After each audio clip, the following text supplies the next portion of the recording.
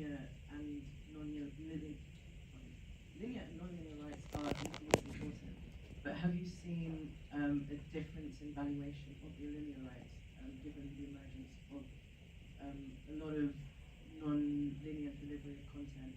And are you also seeing, or perhaps not, are the distributors of this content, do they tend to be the same, or do you still have the traditional broadcasters with new players in the market delivering the OTT and other non-linear content? So it's a really interesting question. In our context, it's still the same players that like to have full exclusivity over the content. They want to be the home of rugby or the home of football, or what have you.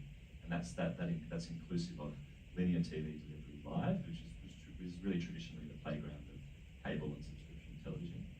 But increasingly, though, that's pivoting now to new players, including some sort of tech giants that are really entering the space quite aggressively, from the Amazons and the Apples of the world. And that's really having a very disruptive effect on the traditional delivery of sports by more passive linear broadcast partners. I think there are opportunities, though. It hasn't happened in the rugby world yet, but there are certainly opportunities for different players to be delivering different aspects of content. So you could potentially have sports partnering with a traditional linear broadcaster on a subscription basis, and also partnering with a tech platform or a social media platform. And many sports already have those sort of diversified deals where there are different rights assigned to different parties, other different phases of the season, or different time frames, or what have you. So the options there, I think, are limitless, and it puts the rights holder in a powerful position for being able to leverage different players off against each other, and really increasingly driving rights values up, and also giving customers or giving fans more options in terms of where it is that they're consuming the content that they want to watch. Rohit, do you have anything to add to that from an Indian perspective? I think basically not just from Indian perspective, I would actually like to say it from the global perspective.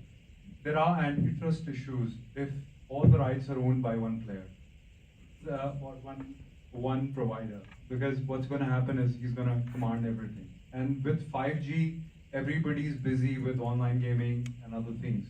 So they just need to consume short content.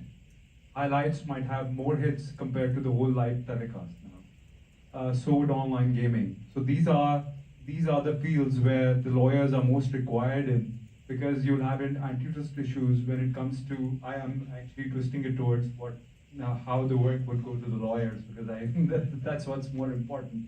Because what's going to happen is with the antitrust issues, some of the providers, like in India we have Star Sports, which has complete rights over cricket. That's the only game which is really big money in India. So they will have to let go of one of the platforms. Either they can do linear or non-linear. They can't have command over everything. Plus, the online gaming has to actually switch. We'll have to see how that goes, because we'll be talking about betting and a lot of other things later. So that's a major source of entertainment now. And the market in India itself is over $150 billion with that. So we really need to talk about that and the legality, because that's one field which I think us lawyers would find very interesting. Thank you. Thank you, Rohit. It's interesting that you mentioned antitrust. For those non-European lawyers, so I'm from London, and I'm an avid Premier League fan, and if I want to watch all Premier League games that are televised online, I have to subscribe to Sky Sports, BT Sports, and Amazon Prime. And the reason for this is because, I don't know how many years ago, in the European Union there was a competition law case that stated that you couldn't sell all of the rights to one party. So for this reason, in Europe, you have to divide the package.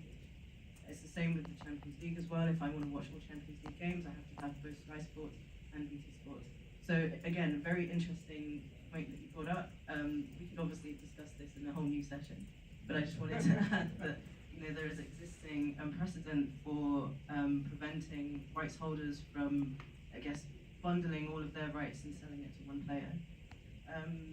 One question I had was, in your opinion, any of you, who's driving the changes? Is it the rights holders? Is it the broadcasters? Is it the fans? Where is it coming from? If I may, I think, for me at least, as far as I'm concerned, I think it's the fans, basically.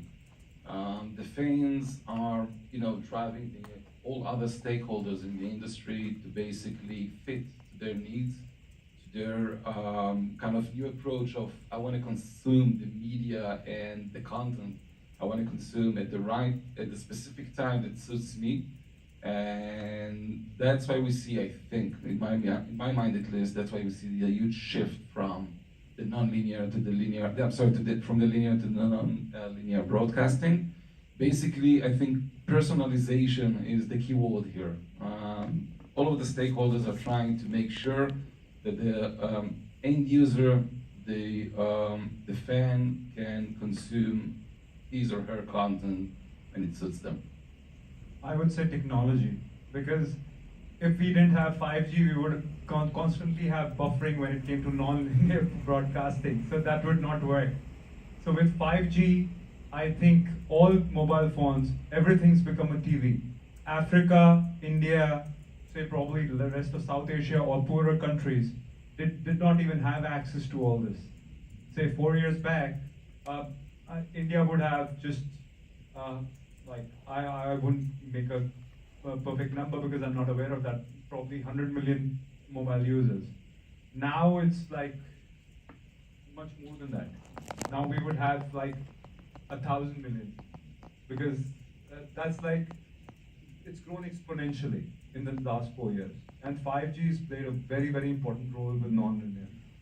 I agree with both of you. I do think it's coming from the fans, and it's dependent on technology.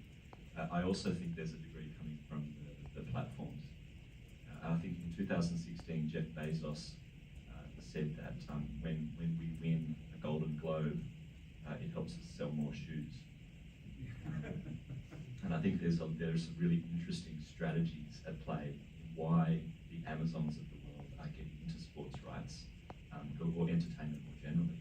And I think sports have a very unique position in the ecosystem for a lot of these platforms. There's a real stickiness around sports rights. Once you're watching a sport, you'll come back and watch the game next week and next week. And I think platforms see some value in that, and it drives interest in other offerings that they may have, be that e-commerce, be that other forms of entertainment. So I think there's a real diversity of strategies at play, and sports is fortunate enough to find itself in bidding wars between these platforms that are trying to execute on those strategies. The question that just came to mind, and maybe I shouldn't raise it, but do you think, so let's take an example that broke my heart last year.